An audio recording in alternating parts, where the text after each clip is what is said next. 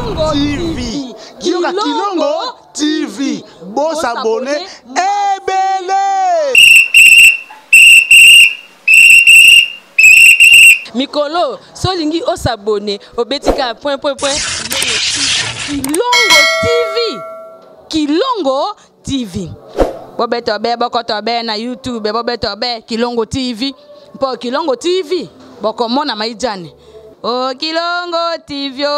Kilongo TV sene moko ebotami Kilongo TV bokomona makambo ya minene mpo yasa kabaviko le kabatunyoso Kilongo TV.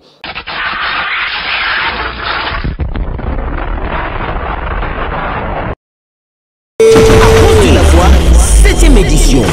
Banana Nzambe, Lumoni Ngai, nga déjà signé na terrain à Sainte-Thérèse. Le 30, 31 juillet 2022 à 14h. 7e édition à cause de la foi. Boyeba, événement Izamoko, le 30 na le 31 juillet oyo. Awa na terrain à Sainte-Thérèse à cause de la foi. Ya tout ezali kamoya koda kondima. Centre évangélique de la foi en Christ. Invité biso na 2 jours ya milulu pour na kukumisa Nzambe. Le 30 na le 31 juillet. Awa na njiri na terrain ya Sainte-Thérèse. Le 30 et le 31 juillet, 14h juste.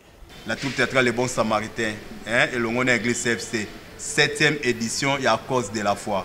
Tous à la wana bisonyoso peuple de Dieu. Obako uta ba pays ya ngambu. Boya tuyoka liloba ya Nzambi. Balubi zala na isika na yo, zala na poste na yo. Yaya, ngana ye déjà kukangisika, soko yu humili etali yo. Allez, ngana kufandile wo ta kwe. Ngana kei yaka oyuka po bongwana. Pongane yo. Tokota na konji ye likolo. Allez. Lola, la kei. De la foi, 7e édition. 1, 2, 3, 4, 5, 6, 7, et yeah! Nini wana, nini wani lisusu, ikama nini yo? Bana Notre Père, bana Codef, bana CFC, bana ya De la Foi TV, et loko bolukaki yango yeye. À cause de la foi, 7e édition. Mobangi na activité auto bengisi bino mokoloya. Samedi 30 na dimanche 31 juillet nangoga ya 14h oyo kozala na terrain ya Sainte-Thérèse auto mesana kobenga terrain 6. Papa, maman, venez vivre et expérimenter la gloire de notre Seigneur Sauveur Jésus-Christ de Nazareth, le Dieu vivant et véritable, Nanzela et Moussalinaye, l'évangéliste Jean-Paul Mayata, pasteur de la foi. À savoir, l'animation Pélouange et Simbami Epaya, Maman Esther Yembe, Frère Moïse Matuta, Frère José Nzita, l'orchestre Gassef, l'orchestre CFC Musique et tant d'autres. Où que tu sois, quoi que tu fasses, tout bengi sibino, boya ebele, car le Seigneur serait au rendez-vous. Makambuya boye, nga nazanga, nazanga teo.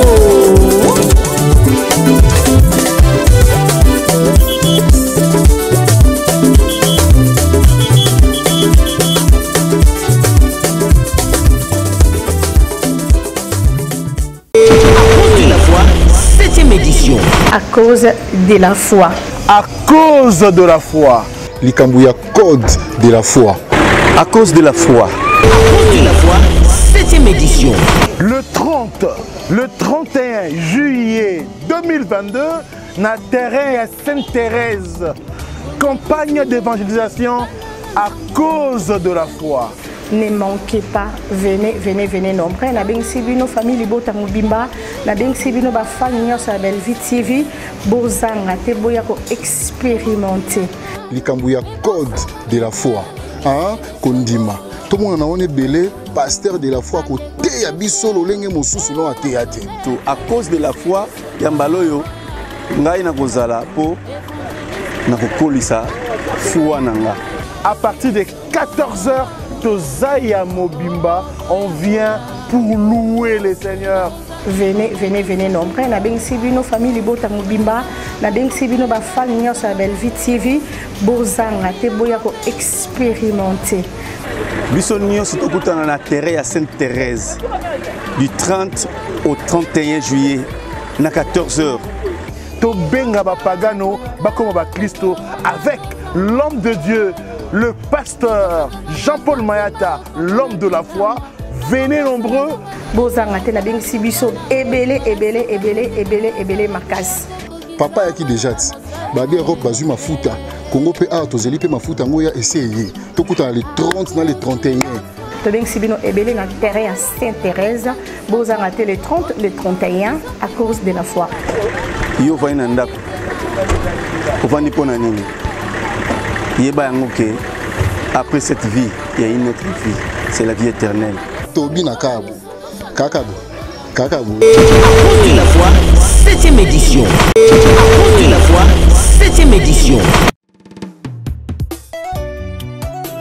Quelque part dans les rues de Kinshasa.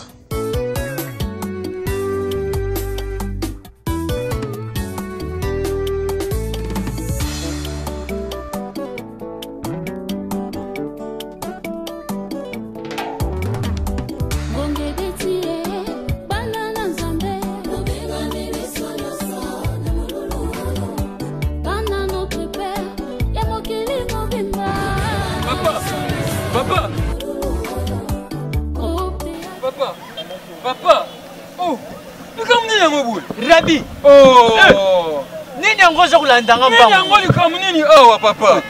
Ibango yope di kambu nini yango Rabi.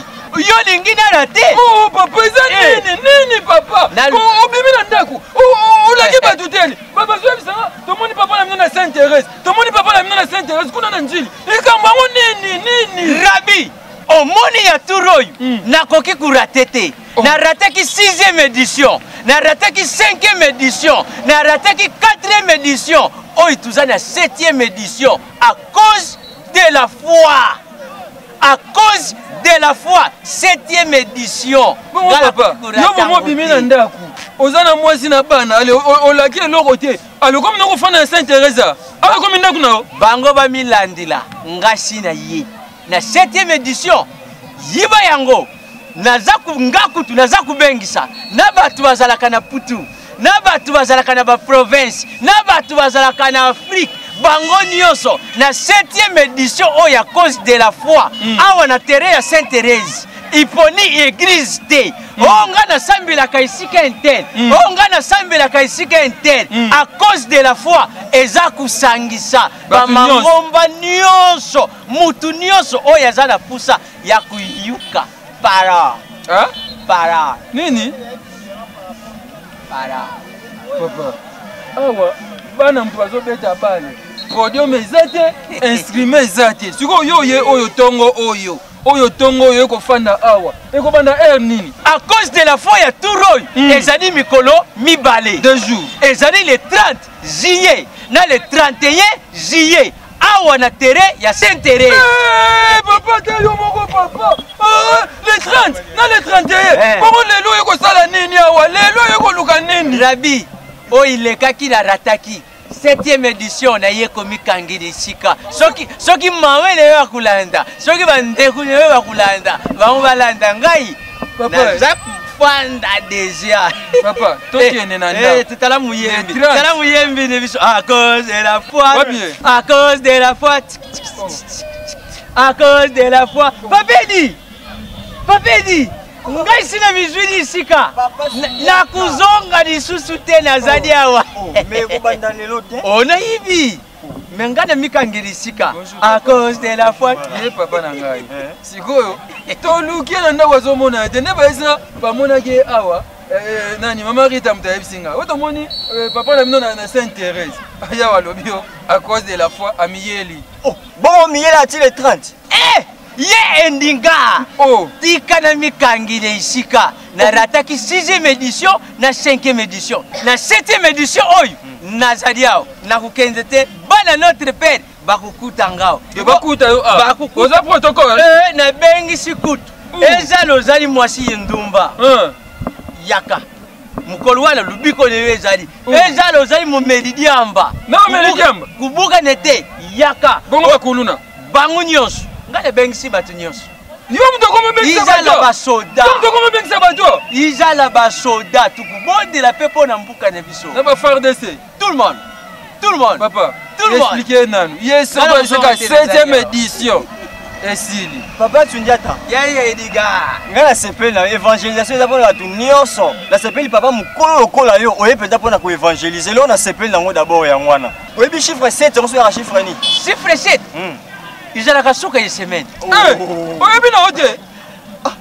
non tindema évangéliste Jean-Paul Mayata pasteur de la foi apanzaka chiffre na oyoka nokangaka te na nimbaka nzambe na ngai papa chiffre 7 déjà chiffre ya repos déjà chiffre ya perfectionnement bato bakoya na 7e édition bakozwa repos ata mutu moko andaki kobela maladie oyo balobaki eza incurable yesu masiya ya nazareth aza na problème kilikili problème ebele à cause de la foi 7e édition le 30 na le 31 na 14h awa na terrain ya Sainte-Thérèse jamais na zanga ngala mizali ni papa tokenda no papa tokoyale 30 papa tokoyale 30 kama mtasa tokoyale 30 bina kuzonga te papa kolala ndenge nini awa tika évangéliser na yesu alembia kolala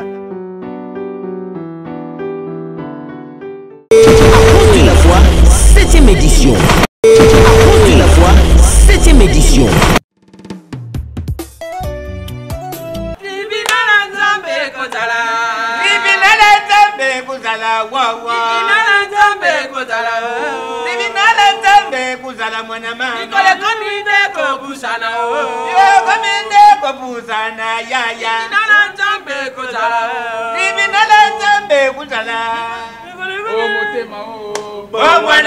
Mabanjo Bongwana Bomainanga Bongwana Mutokwe Bongwana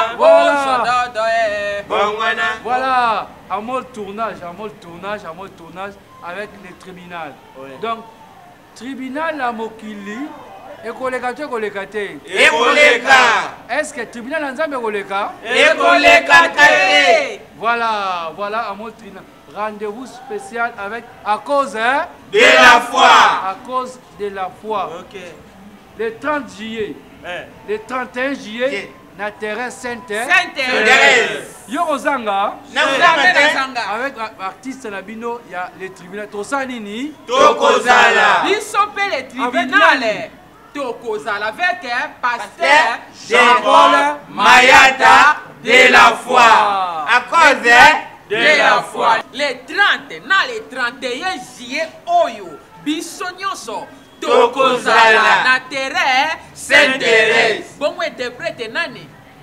Ngama kuna uzala wana comme interprétation. Na kuinterpréter nyonso oyo de la foi akuloba. Yo kokate ma vioke la rosa. Ngai na kuzala wana uniquement pour interpréter baba bana mateya. Yesu alobaki tambula nzela moko. Banzela mbalete. Kwa karate. Donc sur le tiers ezali ba verset. Bukange interprète mon sous ko interpréter ngai yeyo. Consisi wonsia. Yesu ya kwa muyibi. Non ça c'est ici won. Mais ça ya kwa muyibi. Non sisi. Mutasimba yete. Oh, yo za mokolo nini? Les 30 na le 31 juillet 2022. Na heure nini? 14h juste. Voilà. Malobi, ba magistrat. Ba avocat, ba médecin, ba joueur, ba maman maraîchère, ba commerçant, ba politicien, et bongo ba artiste. Ba kozala. Nami yibi kutuko, mukolona nami yibi ba kozala. C'était un mode tournage, tout ça la tournage avec le tribunal, votre tribunal nzambe kozala. Le tribunal de la foi. Tribunal. Tribunal nzambe kozala.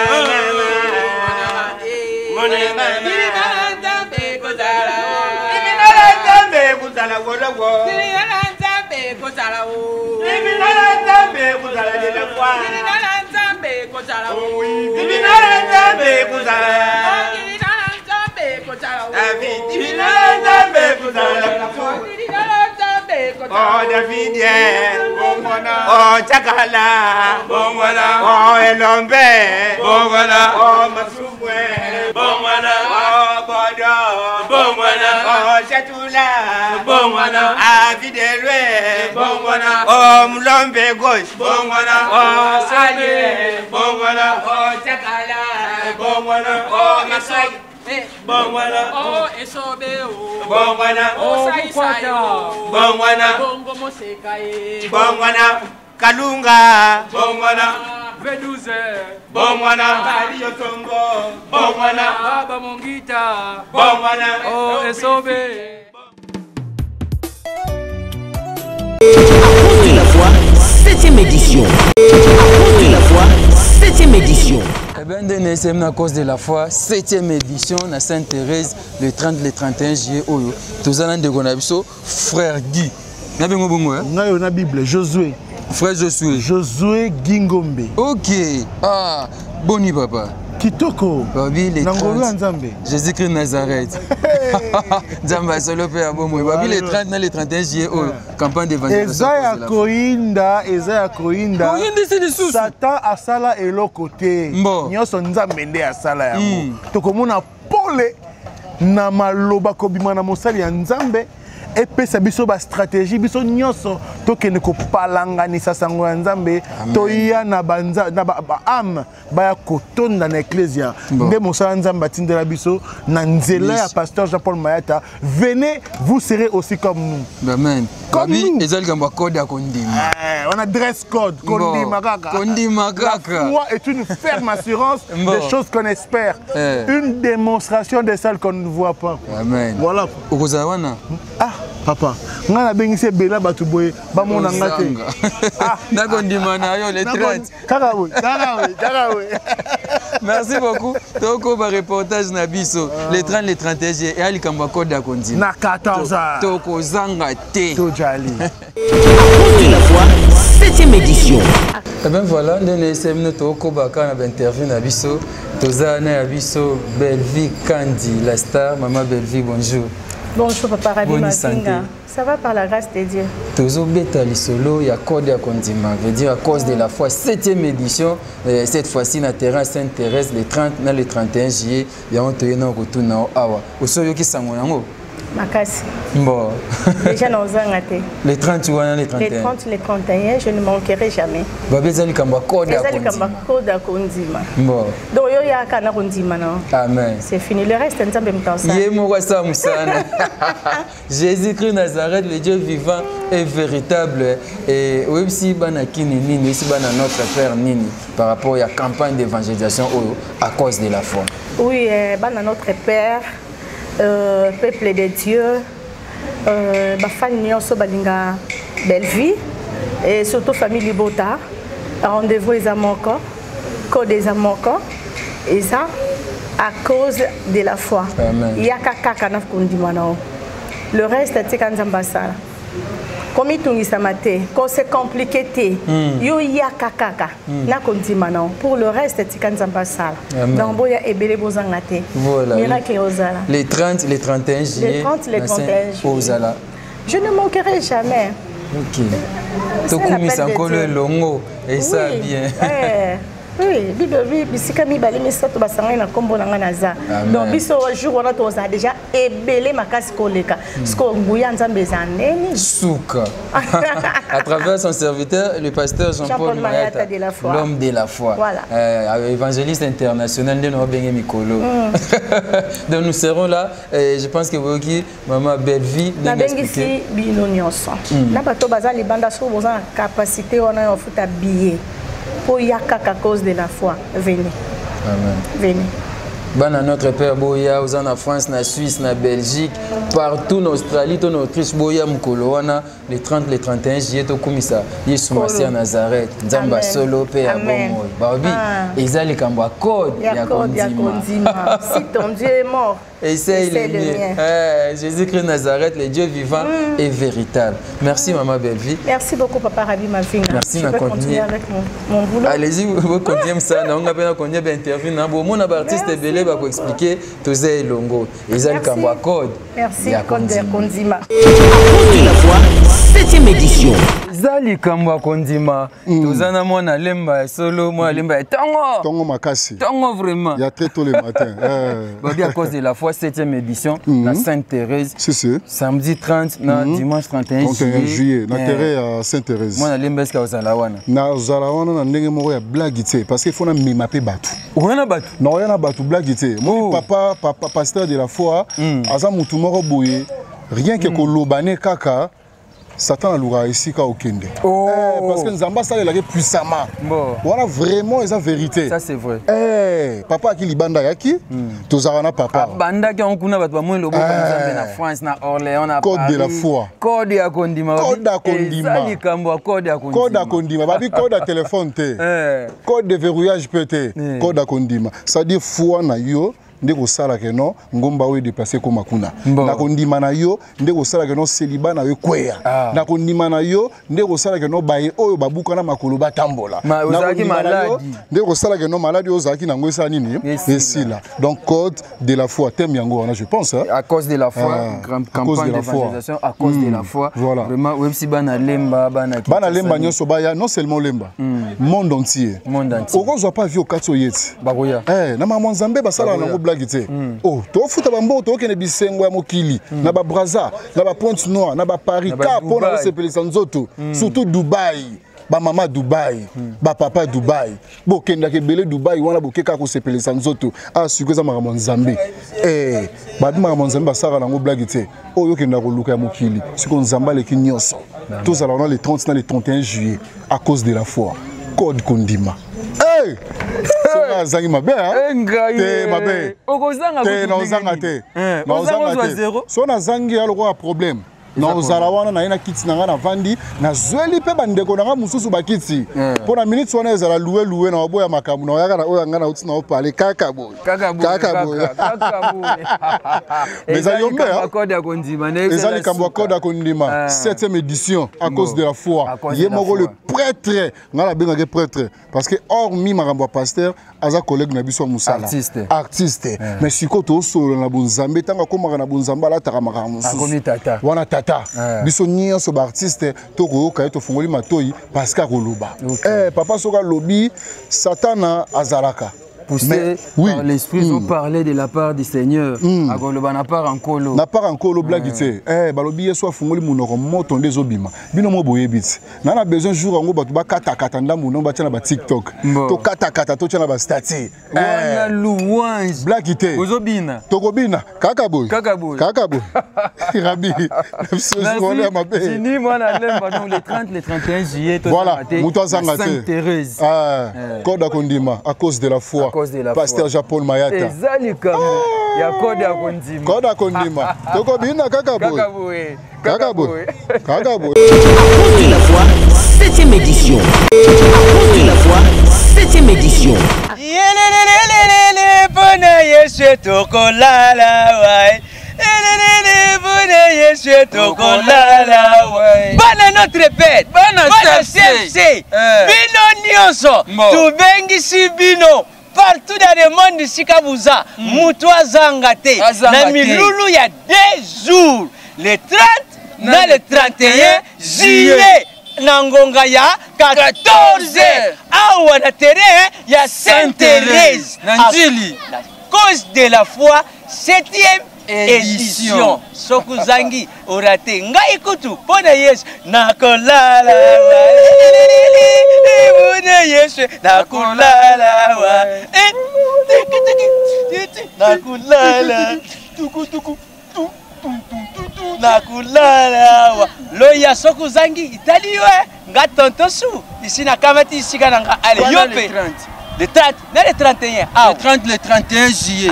On a Sainte-Thérèse à cause de la foi. À cause de la foi. Et le Mwana Mombuna Kolo, le pasteur Jean-Paul Mayata, l'homme de la foi. Moi, notre père, moi, c'est eux qui paient l'église. Les gens qui paient Yarabi. Au Sambelaka. À tout Sambilaka te. Ataba yibio na kashe ya mabe. Yaka mukoluana ukuzwa repo. Chiffre 7.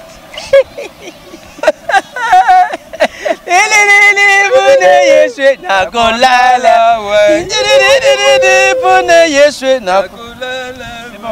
À cause de la foi, 7e édition.